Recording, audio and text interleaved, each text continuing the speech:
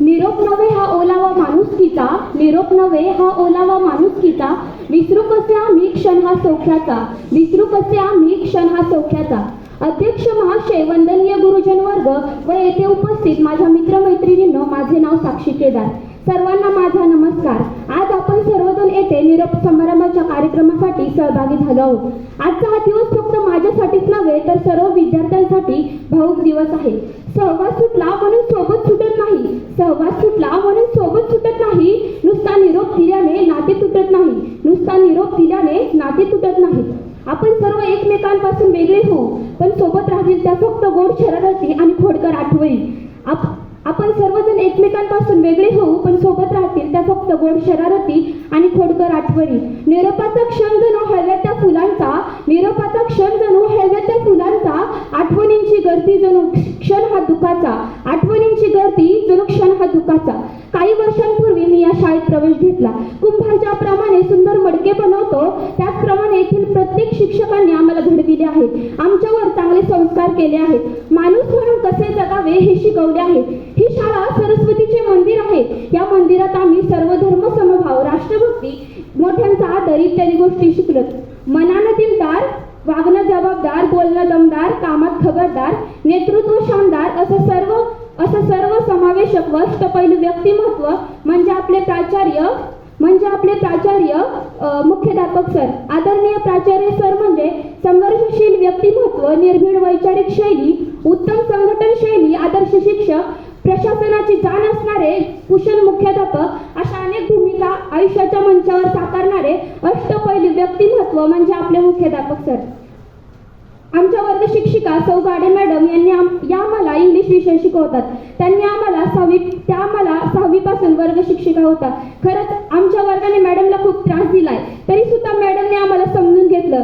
आमच्या गाडे मॅडम ना फणसासारखे आहेत, आतून काटेरी पण बाहेरून मऊ आहेत, आतून काटेरी पण बाहेरून मऊ आहेत. मॅडम आम्हाला ओरडतात सुद्धा आणि कौतुकाची थाप सुद्धा देतात. मॅडम आम्हाला ओरडतात सुद्धा आणि कौतुकाची थाप सुद्धा देतात. सर्व विद्यार्थ्यांना हे फक्त शाळा सोडून गेल्यावरच कळेल.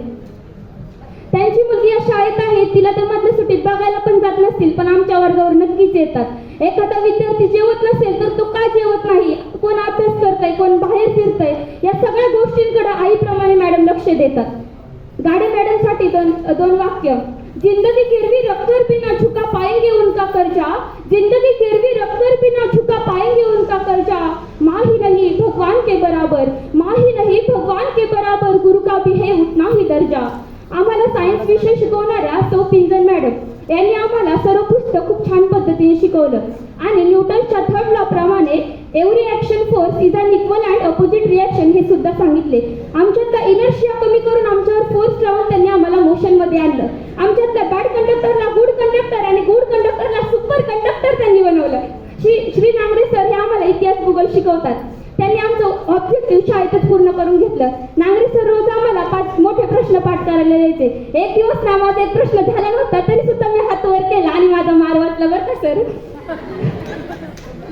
पण नंतर सर्व प्रश्न पाठ करायला मी सुरुवात केली. आम्हाला मराठी विषय शिकवणारे पोटे सर यांनी मराठीचे पुस्तक आम्हाला कॉमेडी मनोरंजन करत शिकवलं. आमच्या वर्गात जवळजवळ सगळ्याच विद्यार्थ्यांना मराठीचा तास आवडतो. दुसरा कोणता तास असेल तर काहीच लगेच डोकं दुखतं बरं का.